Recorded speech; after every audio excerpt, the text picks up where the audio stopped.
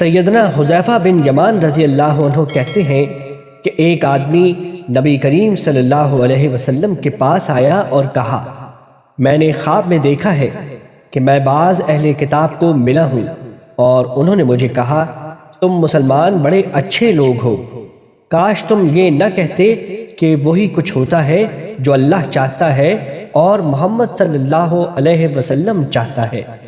یہ سن کر نبی کریم صلی اللہ علیہ وسلم نے فرمایا، میں بھی تمہاری اس بات کو ناپسند کرتا تھا، آئندہ اس طرح کہا کرو کہ جو اللہ تعالیٰ چاہتا ہے اور پھر محمد صلی اللہ علیہ وسلم چاہتا ہے۔ حدیث نمبر 9، مسند احمد۔ سیدنا عبداللہ بن عباس رضی اللہ عنہ سے روایت ہے کہ ایک آدمی نے نبی کریم صلی اللہ علیہ وسلم سے کہا، جو کچھ اللہ چاہے اور آپ چاہیں۔